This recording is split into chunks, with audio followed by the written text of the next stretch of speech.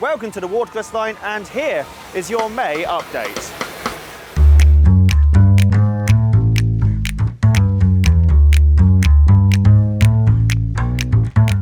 Well, that was a fantastic gala, wasn't it? 3 brilliant visitors, including Standard 5 Austerity and Furnace number 20, which interestingly actually predates the Watercress line by 2 years.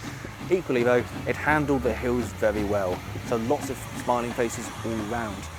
And just like that, you may have already seen the announcement for our Autumn Steam Gala. You may have heard of our first visitor, 41313, the Ivet tank from the Isle of Wight Steam Railway, this locomotive's sister. I may have mentioned this before, but I'm going to mention it again.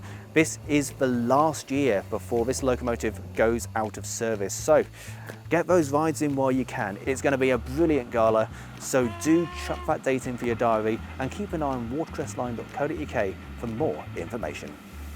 Over here in Ropley MPD, 506 is currently in the wheel drop here. She's had a washout and they're currently doing some general running maintenance. Now, while we're looking at 506, there's something quite exciting I'd like to show you, which is this. This is the brake ejector. You may have seen it when you popped up on the footplate. We show you the regulator, the reverser, and this is the bit that puts the brakes on and crucially takes it off. The coaches and this locomotive rely on vacuum, so we suck air out of the system to lift off the brake blocks. So if there is ever a breakaway, a train split for example, air gets in, clamps on. It's a fail-safe. The modern units that you see out on the main line, they use air, but it's a similar sort of principle, differential air pressures. This here is called a Dreadnought brake ejector, and they are a rare beast. You find them on London South Western locomotives. I mean, even if you go up to the Welsh Highland Railway, you find it on their narrow gauge garrets. But it used to be a case of you had to find them, whether they were taken from locomotives which were scrapped. None have ever been made until now. The team here at Ropley have been going about manufacturing a new Dreadnought brake ejector. And again, this is really useful not only for our locomotives, so 499 for example, but many locomotives around the country and dare I say, the world. As far as we're aware, this will be the first one to ever be manufactured in preservation. So a huge boost to the team here at Ropley, and it just shows how modern technology can still help a locomotive that is over 100 years old. Over here in the boiler shop with the boiler for 499, we can see the side sheet, which was on the ground last episode. That is now up. It's being welded in place. There's a bit of fitting and fettling to do, and a separate piece will be coming in here. Handily, this gap does help us show a little bit of how a steam locomotive works. So you've got the outer wrapper here, you'd have boiler cladding. This is the stuff we would see, or underneath the cladding anyway. Inside, that's your firebox, so through that door there. The void in between, that is where the water goes. The firebox is surrounded by a water jacket, which is what we're boiling to make into steam. And then the stay holes, the stays essentially go between these two and help support the inner firebox, holding it in place. A fascinating look at how a steam locomotive works and what's inside a boiler, which, understandably, you don't normally get to see. Looking at the boiler for 75079, the standard 4, at the back end they're currently doing some work on the foundation ring. We saw some of that in the last episode.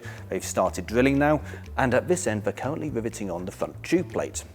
On the line of water space, like we talked about with 499, everything behind this tube plate will be water. This is the smoke box end, that's the firebox end. There's tubes that carry the hot air through the water space from the firebox to this end. The small tubes are just for hot gases and hot air. The bigger tubes do that, and they also help house some of the superheater elements, which I'm sure we'll be able to show you when they start being fitted. That being said, that particular part is definitely towards the end of the overhaul process, but fear not, we shall endeavour to be there to show you guys a little bit more of how a steam locomotive works. Over here in the carriage works, the bogie in front of me will be going under this coach. You can probably see it's actually on struts at the moment as the old one's been taken out. This bogie's been completely overhauled, so looking at the brake rigging, taking it apart, inspecting it, also working on the axle boxes. Old grease out, new grease in, so it'll be good and ready to run. On the coach on the other side, they finished their work they were doing on the corridor connection. It's been on for a while now, but they're waiting for a few parts, especially at the top and also the tread plate at the bottom. On the interior, the toilets are currently being fitted, and on the exterior, they started doing their first rub down in preparation for painting, so a lot of good work to be seen. Looking at the dancehall brake van, the team are currently doing some work on the bottom end, so the main steelwork structure. They're currently cleaning and painting. The next stage will be to get the draw hook in here.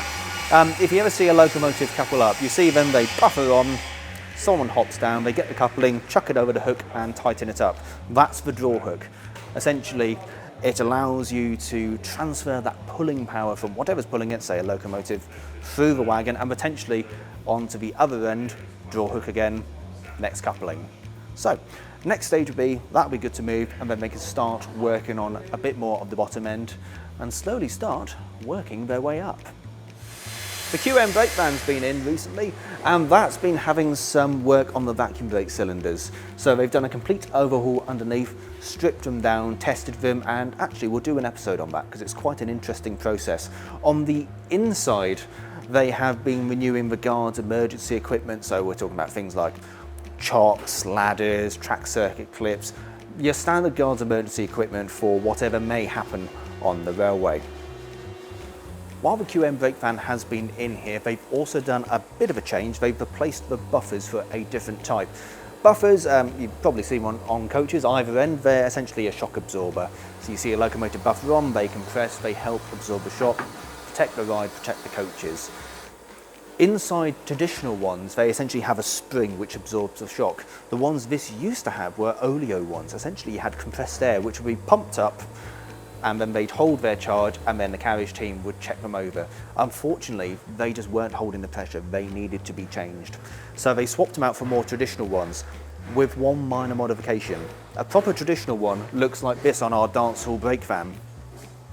However, tight turns, you potentially don't want buffers getting on the wrong side, locking, buffer lock it's called. So what they've actually done is taken the old one, they've actually made a disc and welded it on.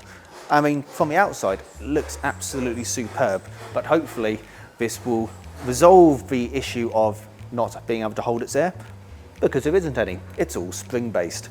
Again, another bit of ingenuity to keep the railway functioning, but also making it look the part. Now, while the steam Gala is on, there's not really much need to have a diesel multiple unit flying around. So they took the opportunity to take it into the carriage works to do some work on the roof. The carriage shop have some fantastic facilities, safety wires on top, lots of scissor lifts. Now, understandably, this unit is about 39 years old, so they knew there were going to be some issues, especially with roof leakage. The end of each vehicle has a fiberglass dome, which is attached to the steel roof, which is a known source for leaks when the joint fails, which allows water into the roof area. They took the opportunity, they cleaned out the old sealant and a certain amount of corrosion, and they treated it with an anti-rust protection epoxy. They also did a number of jobs, including repairing a hole in the cab front, where the unit took a wallop from some vegetation. They did a bit more corrosion treatment on the roof, and after a good couple of days in there, it rolled out ready to work the service. Really excellent work from all the teams involved, and it just goes to show that even though it may appear to be a modern unit by our standards, there's still a fair bit of history there. Well, a lot happening here at the Watercress line. Now, before we finish, I'd like to get your opinion on something, and it is of Inverloop in general. At the start of the year, we split Inverloop. So instead of having your quickfire news followed by a main topic, you would just have the news. That would be Inverloop. We'd still aim to do various topics, whether it's around here, history, how things work, but Inverloop would purely be news. Now, at the start, I did say give us a few months to settle in to see if you like it, and well, we're now in May, so now is the time for the question. Do you like this new format? Is there something you'd like to see more of? Do put your suggestions in the comments below.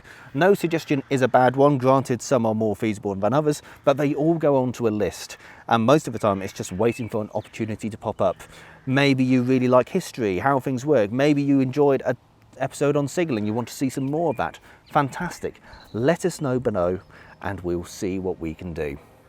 That's it from us this time, folks. So thank you so much for watching. Don't forget to hit that like and subscribe button, and I shall leave you with some more fantastic footage of our Gala, but this time taken from the air. See you next time.